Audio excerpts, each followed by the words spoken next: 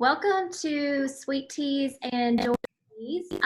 We have just launched a new website YouTube channel, and we thought we would do some interviews for all you guys and make it fun. We do have someone special with us today, Molly. We do. We have our in-house mortgage rep with Prosperity Home Mortgage, Andi Lentz. Hi. Thanks for coming on the show with us today. Hi there. Super excited you're here. Thank you for coming on with us. Yeah, no problem. Glad to be here. Yeah. So Molly, do you want to just start with some questions that people may be interested in that Andi could answer for us, especially about today's market? Yes, exactly. So we were just curious if you could give us an update on what the rates are looking like during this market with all of the COVID-19 craziness happening. Yeah. Well, I mean, they're really great recently for the conventional market. A 15-year fixed is as low as 2.75 for somebody with a really good credit score. A 30-year fixed is at about 3 1/8. With, as long as we're talking about someone with good credit. So rates are fantastic. It's a great time to buy a new house. There is an expectation that may change, probably not in the really near term, but as we get into the end of the third quarter of this year, and as market conditions start to improve for our economy. Okay. So you don't expect it to continue at that level, or do you, as far as the current trend that we're on right now? Do you think that we're going to see an influx in the rates coming up in the next few months? Yes. Yes. As soon as the economy starts picking back up, the yield on the 10-year Treasury bill is going to improve. Okay. And so that's going to have an impact on rates. I'm not really sure how much, but I'm seeing rates, this low, around 3%. It's, unprecedented, to be honest. So we're probably not going to continue on this trend, but I would think that, the economy, the expectation is that the economy is going to take a V trajectory. So we're going to see a super low in the second quarter with unemployment at really low levels along with production. But once all these restrictions for COVID get lifted, everything's going to take off, like a V, shooting up. And once that happens, investors that have put their money in that 10-year Treasury bill are going to feel more comfortable branching out, and that's good. That's good for all of us. That's good for the stock market, but it probably is going to have an impact on mortgage interest rates, because that's what tends to hold rates down, is that yield on the 10-year Treasury. Do you think they'll go over 5%? Oh goodness, no.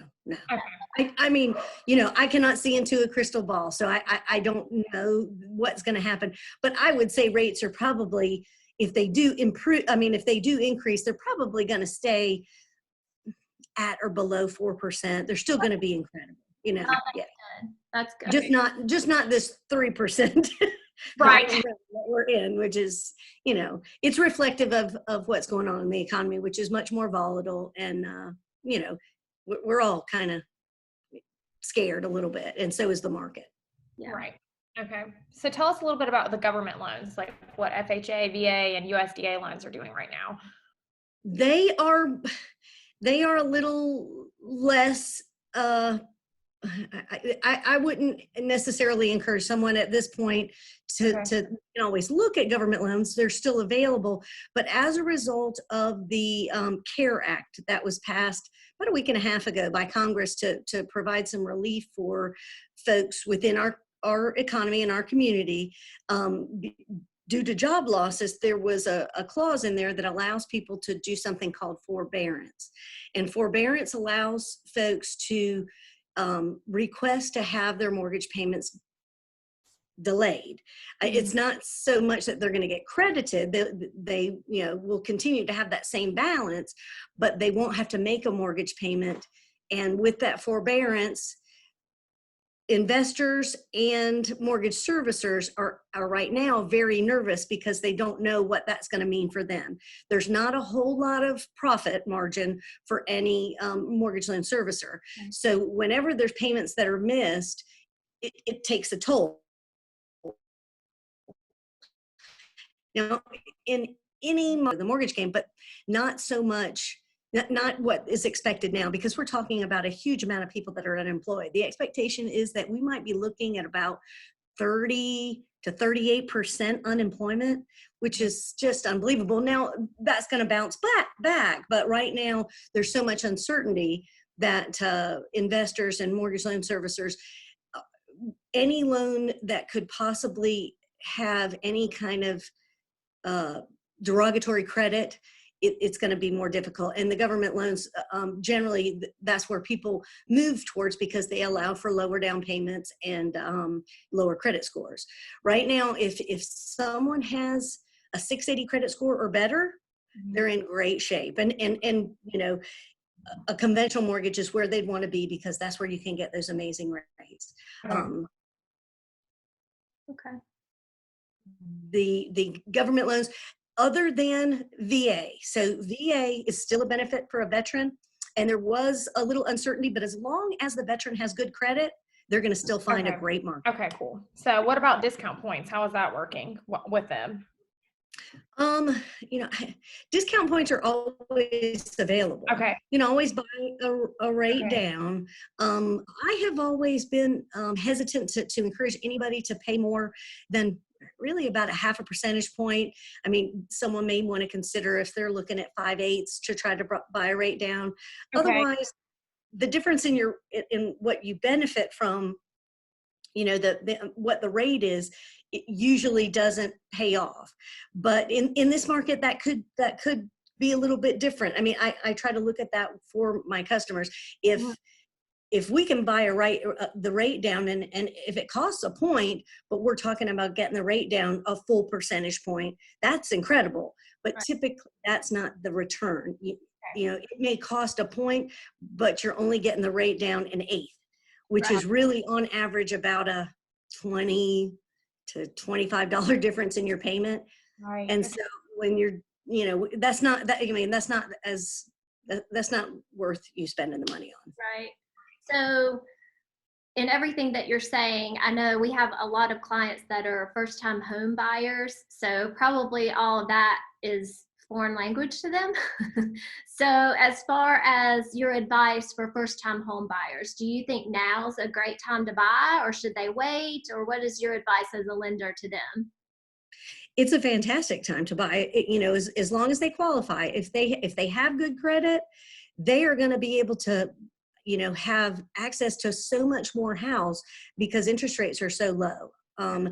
Their payment, I was just working with a borrower that was trying to decide whether it was better to put 10 or 20% down. Now, first time home buyer, usually those are large down payments, and they don't have to put that much down.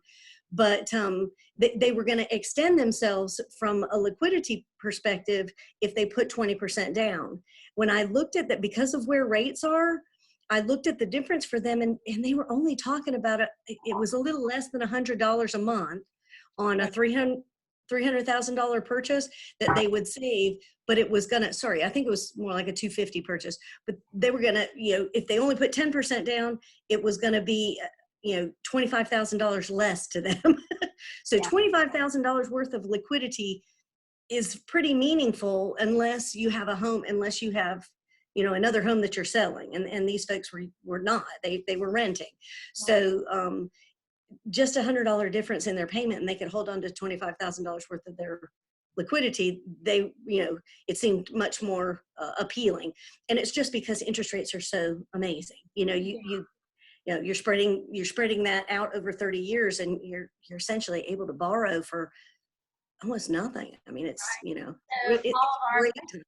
All of our first-time home buyers, though, should not be fearful. They should at least inquire at any point with a lender if they're considering buying a home. Then it's important, just because right now I think a lot of them are fearful, and so I think just encouraging to talk to a lender is what I'm hearing. That rates are so great that we can work something out, hopefully, if they're good. Absolutely. As long as they haven't been impacted, you know, furloughed with their jobs, that is a pretty big deal right now. We're required for Fannie Mae and Freddie Mac to do employment verification 24 hours prior. We used to do them about 7 to 10 days prior, and we're doing that as well, but then 24 hours prior, just because people's employment has, fluctuated and changed so quickly. So as long as someone, is stable when it comes to their employment, they're really going to be able to enjoy an amazing opportunity right now, if they can qualify. So, and if their credit score is less than 680, typically we can do loans all the way up. We can qualify people who have credit scores as low as 580, but in this market, that's not, really the case because of what I explained about forbearance. So if their credit score is lower than that, just don't, encourage them not to feel dejected or like they can't buy a house, because this is something that's going to change going back to the normal way within a couple of months. And they could use a credit counselor and take steps to maybe improve their credit score during this time period, maybe improve their savings too over this time period. And then they'll be able to enter the home buying process in better shape than they originally expected. They'll qualify for a better rate and they'll be able to put more down. Right. Okay. So what do you think about people refinancing during this time? Like, is it a good time to refinance their current loans? I think it's a great time to refinance their loans. I'm refinancing my own home loan. Oh, perfect. It really depends on your situation though. So the same thing is true. If you're looking at a conventional mortgage, rates are great. Okay. Rates are great. For any investment properties, it's not going to really be beneficial. I mean, the biggest difference is going to be in conventional. There's a greater risk to the lender, so rates for jumbo products are not as appealing. Anything that fits in a conventional loan, the loan limits increased for 2020, so we're at $510,000 and less. And so anybody that can fit into that guideline, it's a good time to refinance. Okay. Or at least look at it, Yeah, at least look at it. Okay. All right. Well, that's perfect. Do you have any other questions or anything, Val? I think so. I think that was a great interview. Thank you, Andi, for your time. I think you answered a lot of people's questions that they had on their minds, and we would just encourage all of our viewers out there, if you have questions, then go ahead and comment, ask below, or call Molly or I at any time.